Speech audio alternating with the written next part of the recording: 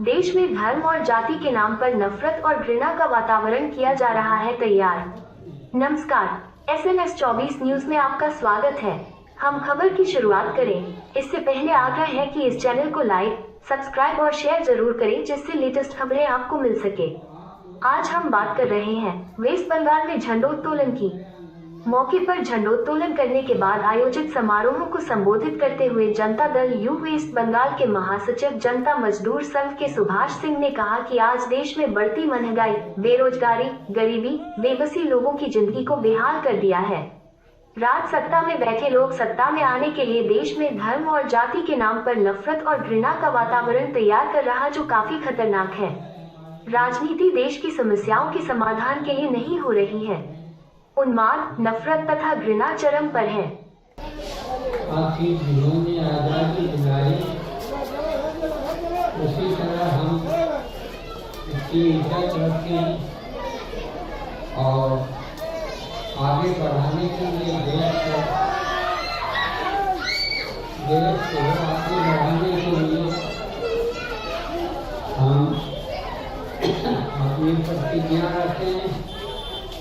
देश को आजाद रखने के लिए, देश को आगे बढ़ाने के लिए हम कठिन से कठिन परिश्रम करें। आस्ते आस्ते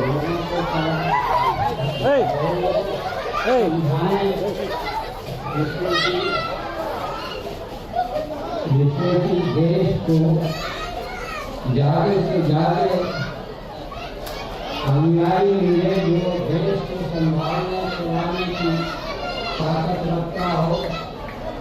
ऐसे लोगों को हम नमस्कार करते हैं और देश को आगे बढ़ाने के लिए हम अपने संकल्प रखते हैं आप लोगों के सामने। इसके लिए जय हो, जय हो।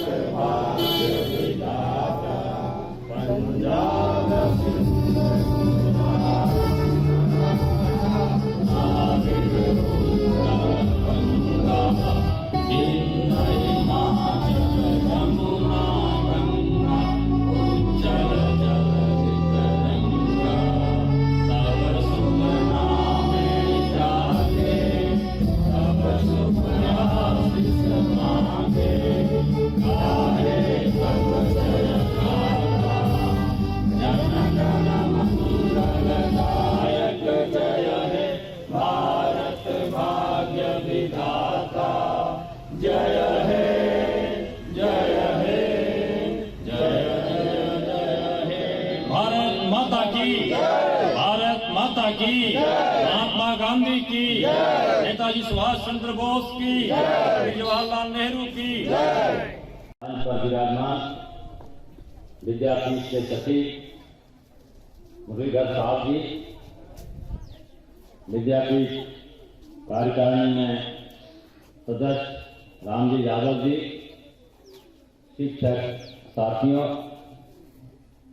नन्हे मुन्ने प्यारे प्यारे बच्चों, आज के दिन, आज से 73 वर्ष पहले कहते हैं कि 15 अगस्त को ये देश आजाद हुआ। इसका मतलब है कि इसके पहले ये देश गुलाम था। तो ये देश गुलाम कितना दिन था, कब था और कैसे गुलाम हुआ था, इतिहास के उस पन्ने में भी जाने की आवश्यकता है। बच्चों को इसकी जानकारी होनी चाहिए कि ये देश गुलाम कैसे हुआ। तब न फिर लड़ाई हुई, तब न महात्मा गांधी आए, नेताजी सुभाष चंद्र बोस आए, तब आजादी की लड़ाई लड़ी गई, जेल गए। लेकिन ये गुलाम कैसे हुआ? आज से 350 वर्ष पहले इस देश में, बच्चों इतिहास में जो 4, 5, 6, 7 क्लास में बच्चे हैं, आप पढ़ते होंगे कि इस देश में मुगलिया सल्तनत थी, मुगल बादशाहों का राजपाट था। उस समय ये देश कोई गरीब देश नहीं था, ऐसी गरीबी नहीं थी कि 5 किलो चावल फ्री में देना पड़ता था। ये देश बड़ा धनी देश था। दुनिया में जितना उत्पादन होता था उसका 1/4 उत्पादन इस देश में होता था, और जो देश हमको गुलाम किया वो हमसे उसका 3% ही भागीदारी थी। इतना कम अनाज उत्पादन करता था, कुछ नहीं था, वो गरीब था और हम एक गरीब मुल्क, एक अमीर मुल्क। इसलिए हिंदुस्तान को सोने की चिड़िया कहा जाता था। और वो जो लुटेरे देश हैं, आक्रमणकारी देश हैं, वो भारत को लूटना चाहते थे, यहाँ की संपत्ति को, यहाँ के दौलत को, यहाँ की खेती को, यहाँ की किसानी को। और लूटने के लिए इस देश में आज से 350 वर्ष पहले आए। क्या कहते आए? जब बादशाह थे जहांगीर तो उसको कहे कि भाई हम लोग ब्रिटेन से आए हैं, इंग्लैंड से आए हैं, हमको यहाँ दुकानदारी व्यापार करने के लिए ऑर्डर दे दो, परमिशन दे दो। तो यहाँ का जो बादशाह बोला नहीं, परमिशन नहीं देंगे, तुम लोग जाके यहाँ कुछ न कुछ गड़बड़ी करेगा। बादशाह जहांगीर को ये शंका था कि ये ब्रिटिश लोग कुछ न कुछ इस देश में गड़बड़ी फैलाएंगे। भगा दिया उन लोगों को। फिर यहाँ के जो दलाल थे, यहाँ के जो कुछ व्यापारी थे, वो बादशाह को समझाए बुझाए कि नहीं, इन लोग को व्यापार करने देने से बड़ा देश को फायदा होगा। आज भी वही बातें दोहराई जा रही है कि विदेशी कंपनियों को यहाँ व्यापार करने दो, आने जाने दो तो बड़ा फायदा होगा, इस देश से गरीबी हट जाएगी, इस देश से जिल्लत हट जाएगा, लोगों को रोजगार मिलेगा। वही बातें उस जमाने में भी कही गई। उन दलालों ने और बादशाह जहांगीर ने इजाजत दी, मात्र 3000 रुपया देगा भारत सरकार को, और वहां यहाँ पर वो व्यापार करने लगा। व्यापार करते करते सूरत में, बंबई में, कलकत्ता में अपना व्यापारी केंद्र बनाया।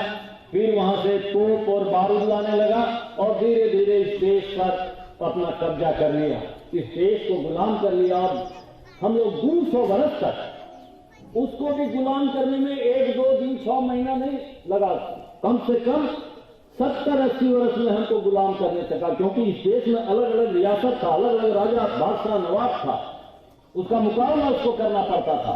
इतना आसानी से देश को गुलाम नहीं होने दिया। उस समय भी लड़ाई हुई, लेकिन अंततः हमारे ही देश के लोग, ब्रिटेन से कोई फौज नहीं आया था इस देश को कब्जा करने के लिए। वो जो ईस्ट इंडिया कंपनी का जो साहिब लोग था, जो नायक लोग था, वो सेना का नायक बन गया और हमारा ही देश का लोग उसका सैनिक बन गया और हम गुलाम हो गए। कोई ब्रिटेन का कोई फौज यहां करके हमला नहीं किया हमको गुलाम करने के लिए, और हम गुलाम हो गए। पहले आर्थिक तंत्र को गुलाम किया, पहले हम आर्थिक दृष्टि से गुलाम हुए, फिर हम राजनीतिक दृष्टि से गुलाम हुए। 200 वर्षों की गुलामी हमने झेली है। 1857 में इतिहास के किताबों में बच्चे पढ़े होंगे कि मंगल पांडे ने इस बैरकपुर में स्वाधीनता की पहली गोलीबाजी, पूरे हिंदुस्तान में लड़ाई लड़ी गई, सैकड़ों लोग फांसी के फंदे पर लटका दिए गए, गोलियों और तोपों से भून दिया गया। फिर तिलक आए, बाल गंगाधर तिलक के बारे में भी पढ़े होंगे इतिहास की किताब में। उन्होंने कहा कि स्वराज हमारा जन्मसिद्ध अधिकार है, हम इस देश को आजाद करेंगे। फिर उनके इस नारे से इस देश के नौजवान लोग, नौजुवतियां लोग, इस देश के तमाम लोग, किसान, मजदूर लड़ाई पर उतरे खाली हाथ उस अंग्रेजी हुकूमत के खिलाफ जिसका पूरे धरती पर राज था। कहते हैं उसके राज में सूर्य का अस्त नहीं होता है। फिर महात्मा गांधी आए, गांधी ने स्वराज का नारा दिया और उनके इस नारे पर पूरे देश को अंत में जाकर 1947 में हमको आजादी हुई। नेताजी सुभाष चंद्र बोस उस आजादी में थे, भगत सिंह, रामप्रसाद बिस्मिल, राजगुरु, न जाने चंद्रशेखर आजाद को ये इलाहाबाद का अल्फ्रेड पार्क में अंग्रेजी सेना ने गोली मार दी। बहुत सारे लोग, हजारों लोग अपने आप को बलिदान किए, तब हम इस देश की आजादी को पाए। सारे लोग मिलकर लड़े, कोई ब्राह्मण नहीं लड़ा, कोई राजपूत नहीं लड़ा, सिर्फ सारे लोग नीचे से लेके कोई हिंदू मुसलमान सारे लोग मिलकर इस देश को आजादी हमने हासिल की है और उस आजादी को हमको बरकरार रखना है। अब हम लोगों की तो उम्र हो चली है, अब तुम लोग कल के नागरिक होगे, पढ़ोगे लिखोगे, बड़े बनोगे, तो इस देश की आजादी की रक्षा करने की जिम्मेवारी तुम बच्चों की होगी। जब तुम लोग जवान होगे, कोई प्रोफेसर बनोगे, कोई लेक्चरर बनोगे, कोई वकील बनोगे, कोई सैनिक बनोगे, कोई फौज बनोगे, कोई अफसर बनोगे, कोई शिक्षक भी बनोगे, और तुम लोगों पर जिम्मेवारी आने वाला समय का होगा कि तुम इस आजादी की रक्षा करो, हमारे देश की स्वतंत्रता को रक्षा करो, ताकि फिर कोई विदेशी ताकत, फिर कोई दूसरा ताकत इस देश को गुलाम नहीं कर सके। इन्हीं शब्दों के साथ हम अपने बच्चों को, इस स्कूल के विद्यापीठ के बच्चों को स्वतंत्रता दिवस की 77वीं वर्षगांठ पर बहुत बहुत शुभकामना देते हैं, बधाई देते हैं। जय हिंद, जय भारत। जितेंद्र सर